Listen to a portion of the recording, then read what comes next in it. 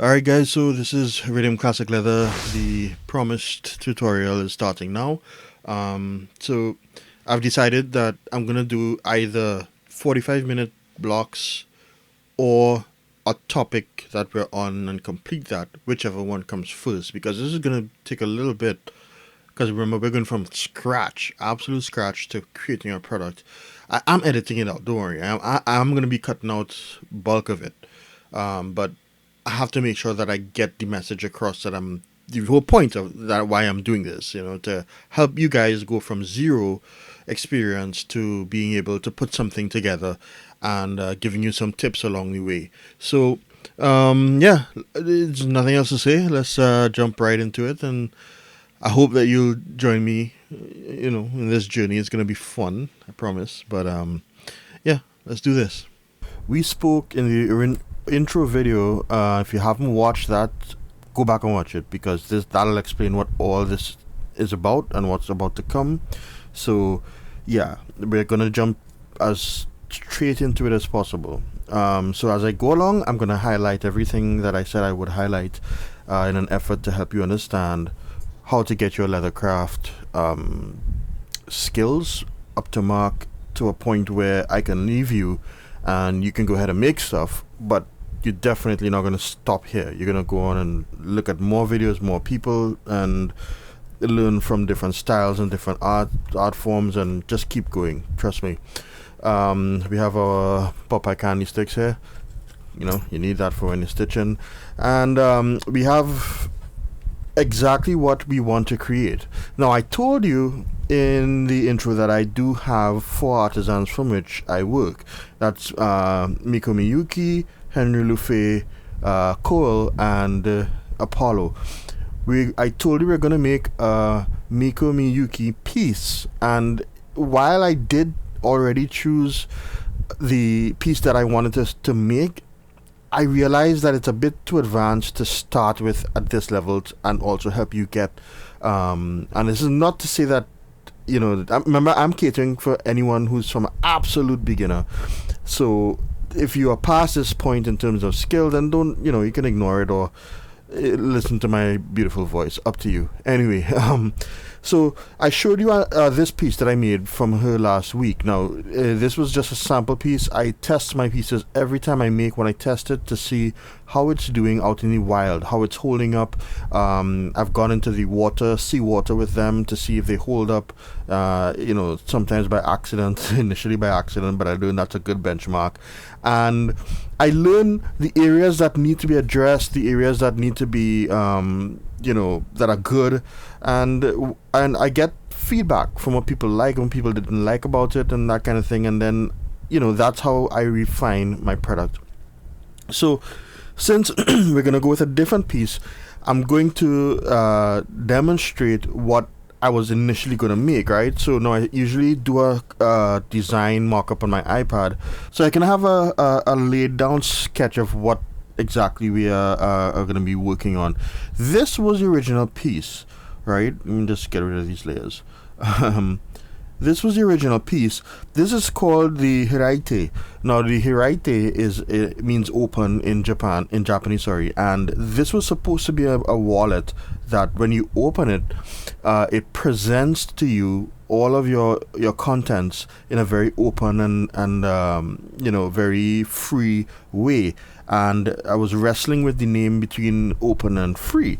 If you notice, this side has some leather with elastic in the center. That's to allow for cards to hold without falling through the bottom. But on this side is purely elastic, and it's going to hold bills on this side. There is a button system. A lot of Japanese style leather craft use buttons and pouches and that kind of thing. So Miyuki is very, very much in tune to that. She does very minimal designs, as I said in the previous video, but there's going to be some experimenting with this for inner lining to hide and protect the stitching for the elastic, and to prevent the cards from jamming when you put them in, and all those things are considerations I had to make. I decided, no, I'm not going to do this for this build. Let me work on a build I need to perfect, a build that I have some people who already want, but I'm not ready to sell, and that is actually this same piece. Now I have to come up with a name for it. I'm going to ask you to help me name it, and whatever you pick, I'm going to go ahead and name it that, based on, well, whichever one gets the best feedback from my what do you call it, my test group, whatever. That's family and friends, by the way. This piece by Miyuki is what I call a slim carry. A slim carry is one of the designations for my or categorizations for my form factors when it comes to making products. For example, wallets. In wallets, I have what you call a share carry, and that's anything that can hold or is designed to hold up to two cards plus bills. So you're going out on a night on the town, you just want to carry something, or going to an event and you just want to have a couple cards on you and some bills. That's what you carry. This is what we call the slim carry. It's designed to carry up to 4 cards and bills. Now, it's not that it can only carry that much. You can carry, if this has 4 cards in it, 4 cards in it, 1 for each pocket, 1, 2, 3, 4. You can double up on each one and it would work.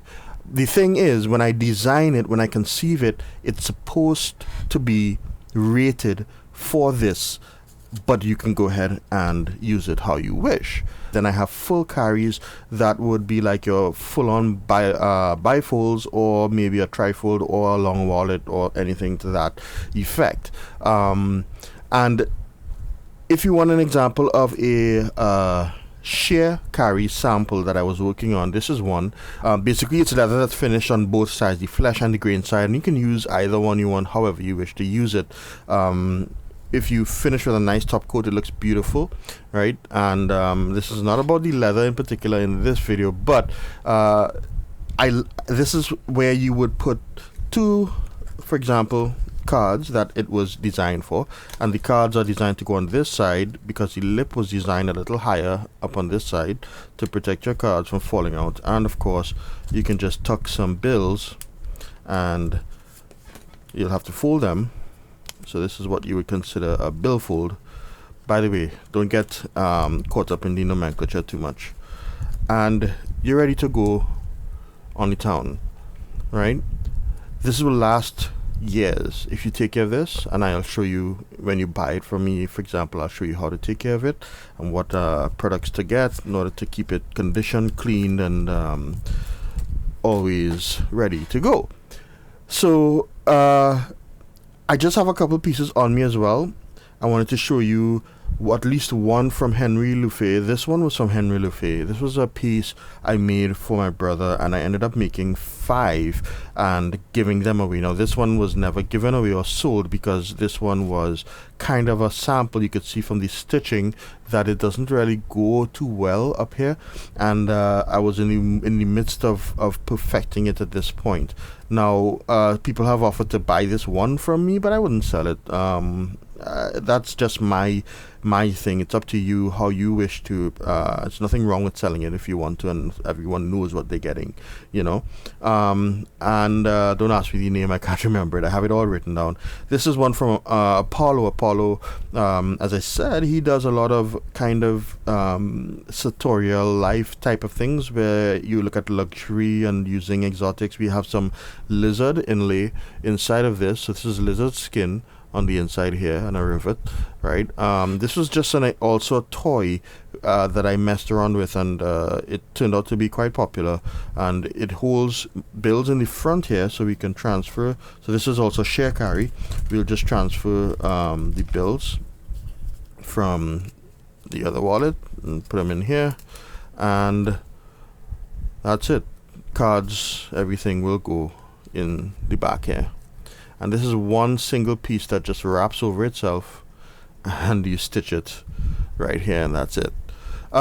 So let's get on with how we actually do this process of building. I'm gonna get you from the template section, which is starting with a piece of paper, and I usually use a cardstock, so it's slightly thicker than regular printer paper. I recommend that at the very least. This is the design that we want to go with, and you can see compared to the original, there are some changes, right?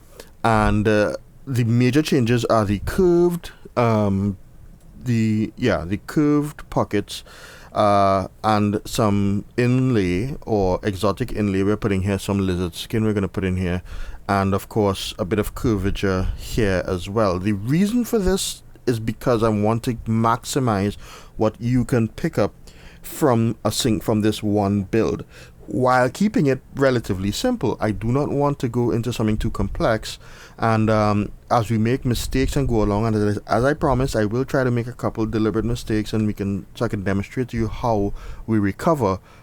This is how we can potentially recover, I should say. This is the piece that we're gonna go with. So again, look at it, analyze it, think about why Miyuki decided to go with this design, what it symbolizes. The color is not too important, but I am going to go with a color that is reminiscent of this to some degree. I'll show you a technique, which is dyeing leather, while I do it. So I'm maximizing here, guys. This is for you, okay? So you all give me some name options in the comments, and let me know what you think about it. And by the time we're done with the series, we should have a full name for it. Okay, so let's get started. I already know what we want to make. We want to make a vertical bifold that is going to this. We're going to make a vertical bifold that will be a slim carry, giving us up to 4 pockets for cards, and 1 or 2 or more sockets for bills. As long as there's room for a section for bills, and as long as there's a section for at least up to 4 cards, we can call this and consider this a proper slim carry form factor, and that's what we want to build. Now, based on the measurements of this, I don't remember the actual measurements per se, but I will show you the process. This is a great chance to show you the process of creating from scratch, and you'll be surprised how simple it can be. Stationery. I love stationery. I love working physical media when designing. It just makes me feel closer to the piece as we get. This is just philosophical for me. Nothing you have to do. A lot of people design in digital media. I eventually go to digital when we're about to complete and finalize a pattern, so that we can repeat it or sell it if you want to. But for now, what my process is: do it on paper or cardstock, cut it out, make the actual leather product with it. Then, if it works, I take the measurements from the cutout pieces, convert it to something like this, which is just like a very thin piece of acrylic, or something you can call pattern plastic. I'll show you what that is later on when we get to that point. And then you can cut it out onto that where it will last, so that you can keep making more and more copies. And finally, you digitize it into some sort of designer software where you can save it and print it over and over, etc., etc. And yeah, so why do I want to convert it to acrylic or something stiff? Well, because you don't want that when you put the stencil. I'll give you a nice example of a stencil here from a commercial piece. So I recommend buying patterns, by the way. Get yourself in the habit of buying patterns and understanding how to use them. I don't use the holes that they give me for guiding for stitching, because that all comes from my mind as we go along.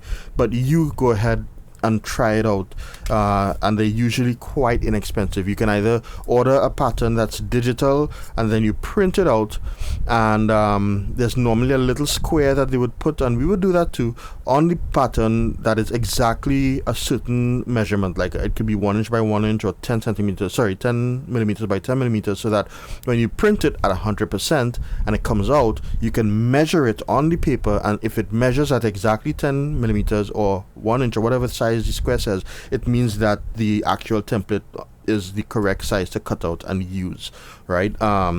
And with these, you had to order the actual physical media. So these take a while to get in, and they're more expensive because they already cut it for you, but it's already durable enough for you to keep making copies and copies and copies when you want to make that piece.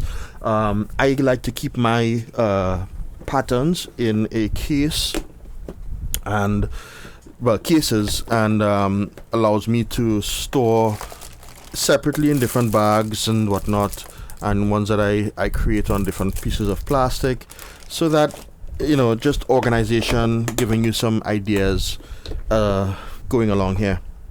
So do I use all these tools? Yes, but not all at the same time, and often hardly, depending on what I'm doing.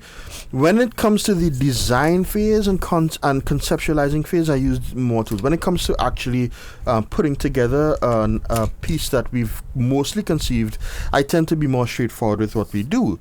So with this piece here, I should mention that you'll see a lot of videos with leather crafters using something called a clicker press or a die press.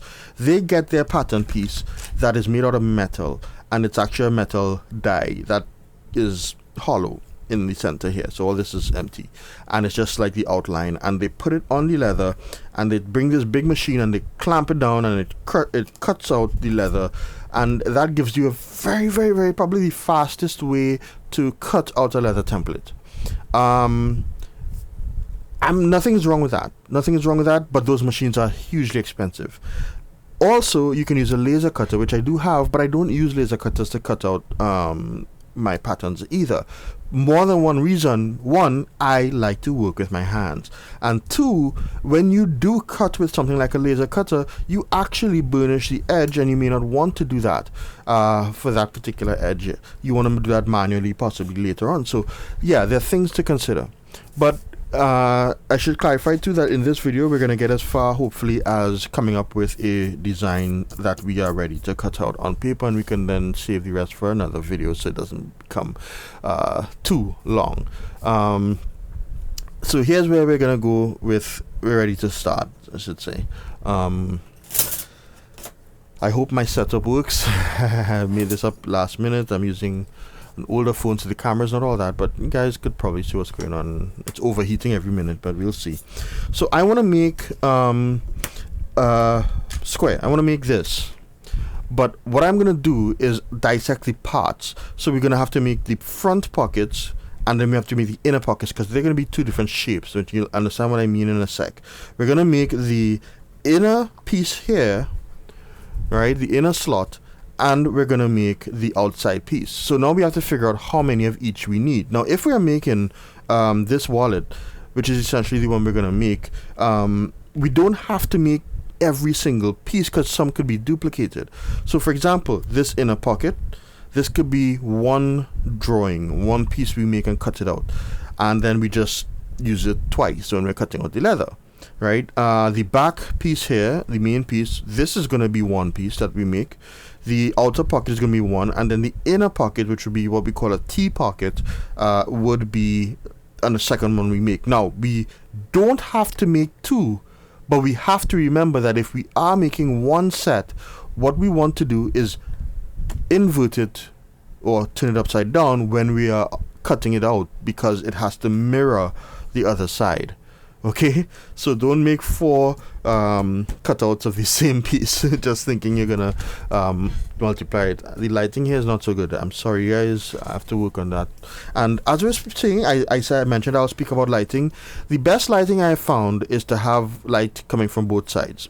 Honestly, overhead lighting can create shadows that you don't necessarily want while you're working. It becomes an issue, and the good thing about having lighting on both sides is that you can turn one off and turn one on when you need to. And a nice example of when you need that is when you're using something like this. For example, this is a cutting ruler, a safety cutting ruler.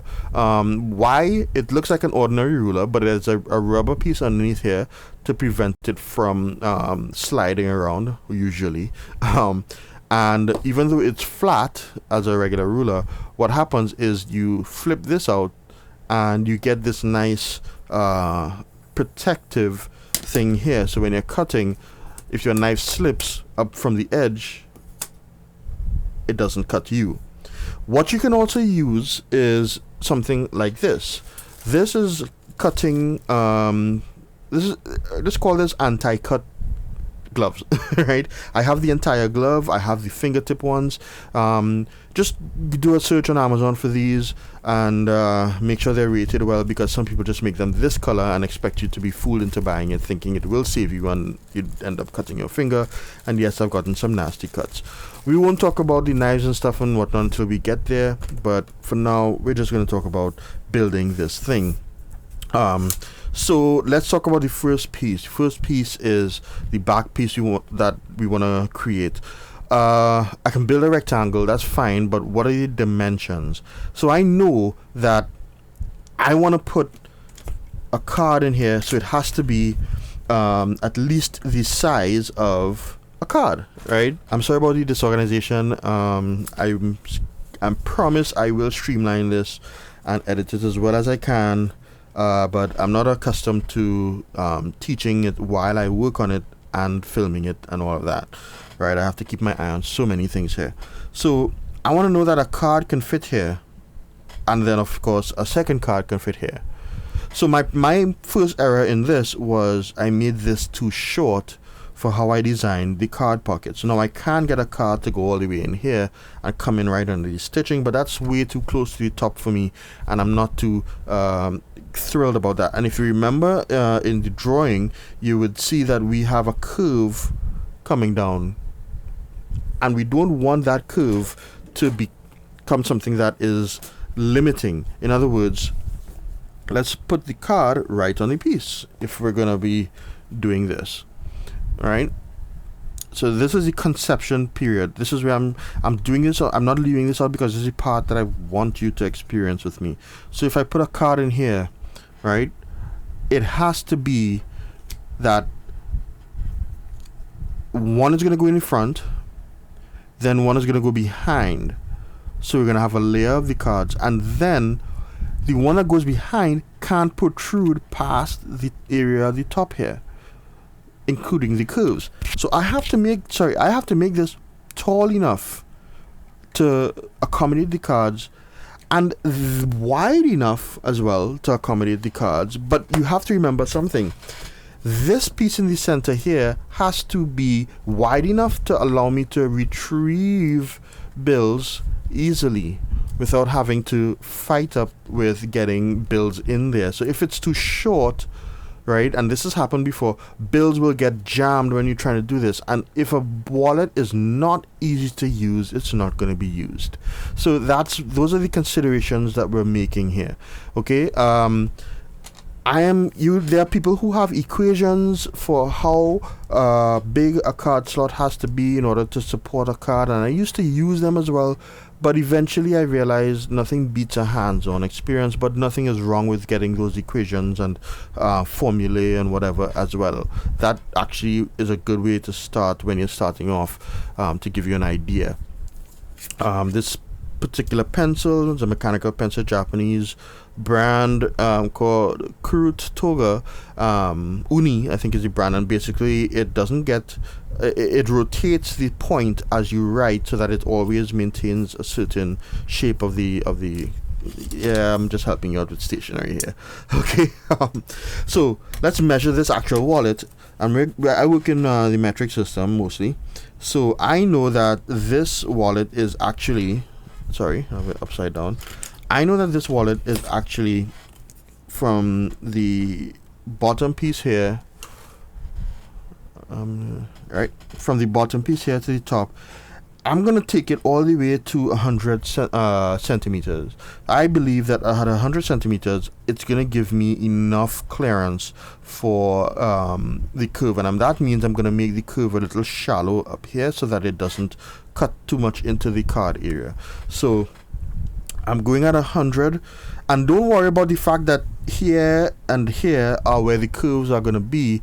I'm measuring it as a full rectangle, and then we'll edit it after the fact. So I'm gonna go at 100 by let's say I said 15 here initially in my original measurement, as you could see, but I actually want the pocket to be 70 millimeters. So if I'm gonna add this up, 70 plus 70, that's 140, right? And now I factor in this piece here in the center. I want the space to be 1.5 or 15. So we're going to add 15 to that, and we're going to end up with 155. So we know we're going to go 155 by 100 for our back piece, and we're going to simply jump right in to making this using the edge. So save yourself a lot of trouble when you're doing these things. Use the edges that already exist instead of having to start from scratch. And by that I mean, let's build it from the edge of the paper so that we can save ourselves trouble. So I'm going to go with the lengthways here, so we know that this is 155, right? And I'm going to mark it off, and we're going to go to 100. So we're doing 155 by 100, and all we do is take this and put it back to the two pieces here, and we're gonna mark it and create our box.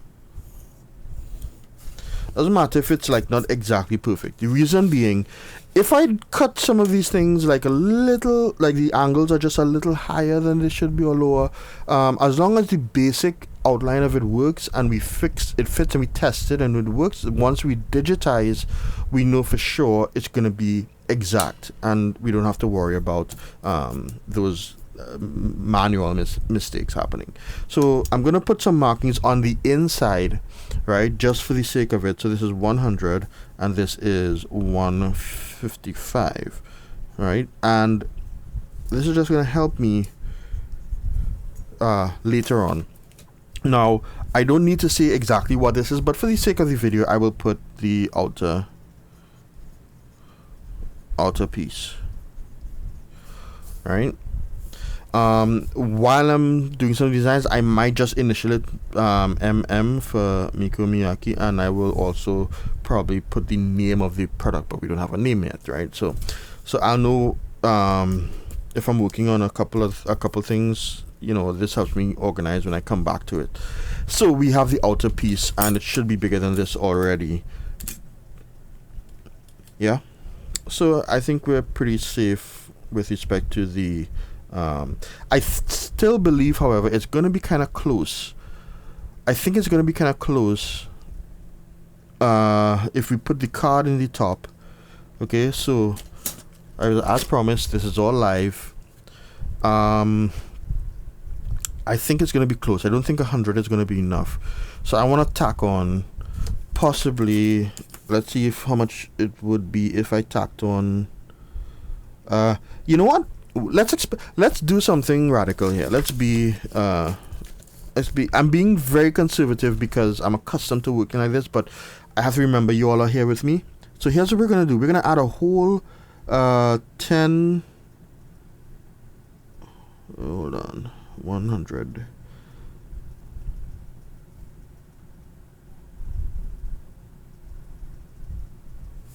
Something did not compute here. I'm not cutting all the mistakes, guys. I know I am skipping a little bit because I'm trying to focus on like 10 things at a time. If I don't talk at all and I put on some music, I'll be fine, but for now we're not doing that. We'll get better as it goes along. So what happened was I did not measure properly with the ruler, and that deviation I can't work with. So I have to make sure we get this right. So this would actually be 100 by 155, and let's make sure this is 155 because it wasn't 155 just now. I have many rulers all for different purposes, and you don't have to, but some help. And I'll show you a couple of rulers that I can't do without at all. So 155 would actually be here. So we were off. And that's why I don't really trust T squared. I would say T squares, but like these square rulers all the time, because there's a little bit of a deviation inside of here sometimes where it doesn't line up exactly, and it's not going to cause this kind of issue. This was me, but it does actually cause some issue when trying to be exactly precise. So our real square should be, now I'll use a different pencil to highlight that would is supposed to be here and here. So let's measure, just for the sake of it, and you can never measure enough. Forgive me guys, I'm so because I'm working down here too, and I normally have a clear desk, right? This is 100, perfect, and this is supposed to be 155. We're looking at the dark line, 155, perfect. Okay, so we have our finally have our true thing. I want to add on another 10, so it's going to be a little taller. Nothing is wrong with that. I don't think we need to go any wider though, so I'm perfectly fine with that being as it is. And I must say that I'm wrestling with an idea here of taking the pockets out of this and just having this side as a flat side with no pockets. Nah, I'll probably do it just for the sake of showing you.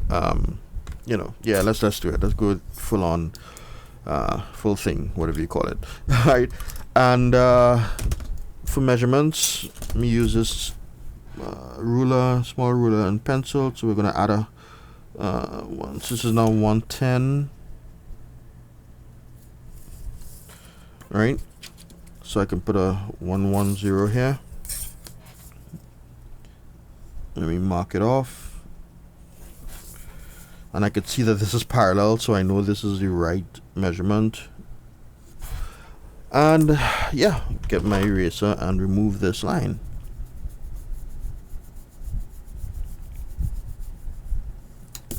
I don't have to remove the outside line because we're going to cut that off anyway.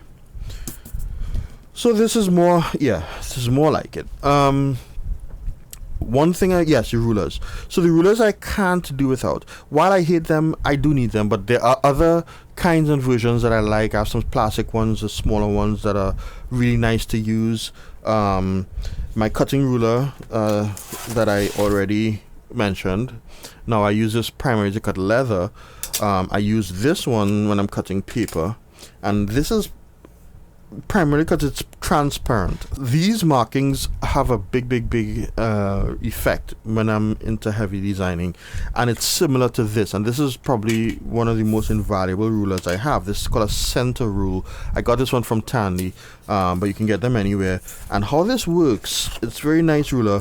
How this works is if I saw this line, whether I knew how long this line is or not, if I wanted to get the center, I could either divide the length and then use a ruler, measure that much, and then mark it, or I could just use a center rule.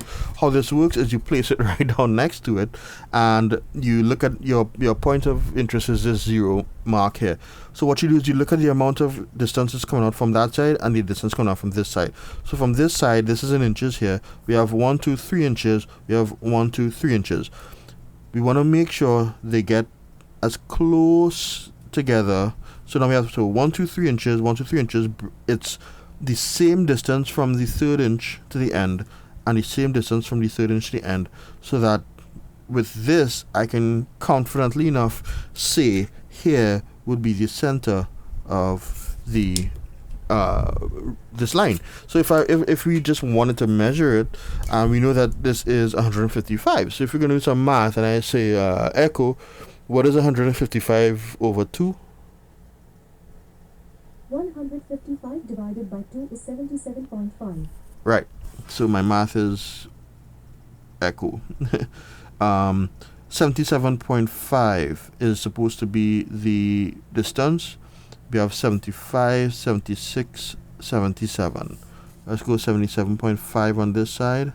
Or rather, let's go from here. We have 75, 76, 77.5. It works. So it's a great way just to get the center of something fast if you're not into the measurement process. So now we've done the back. Let's do the inner piece, which is this flap here. And we already know the dimensions of this. We know it's 110 high because it's the same height as this, but we know it's also 70 wide. Easy. Again, we're going to use the top here.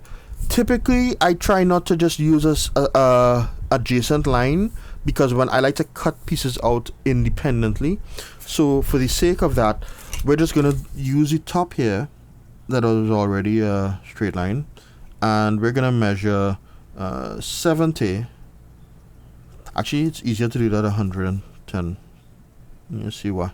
So we go from 0 to 110. So we're here. We know that 110, 110. And I'll show you a little trick. This is how you can make a square ruler with two identical rulers. So they were made in the same factory, made together, so I know that they're flat and they're true. So what I will do is I will take, for example, this ruler and put it against the edge, and I will take this ruler and make sure that his square face is jammed up against the line, so that when I move this, it moves like a set square or a square ruler. So all I'm going to do is drive him all the way to the point that I marked, and I could measure it from here, but what I will do is I'll measure it, but I'll go past, because I know it's 70 is where I want to stop, but I'll go past the 80 just to give me some room to play with. And with the same holding this in the same position, I'm gonna come across here, and I'm going to do the same thing, making sure that it lines up with the edge of the paper. I'm going to measure down to 80. And just like that, we've done that. If I leave the ruler here and I hold it, all I have to do is measure down here. Make sure I'm gliding true. I'll measure to 70. I'm not pressing hard when I draw. I'm not trying to teach you how to draw, but I'm not pressing hard against the ruler, but I will solidify the line after the fact. So if all went well, this should be 70, and it did not. Did I measure that correctly? But it's consistently inconsistent, right? Did I measure this? Sorry, this has me interested. Oh, I measured. Oh, yes. Okay. Something you should know. These particular rulers are not cut. They're not designed. Just to say, I wouldn't use these. I had these on hand. I wouldn't use these. Look at where they cut this. That they didn't even finish the It's really an inch ruler. Okay, but that's why we double check. 70. The line is good, 70 millimeters and 70 millimeters. So if we draw this line, which we can measure one time, it should be 110.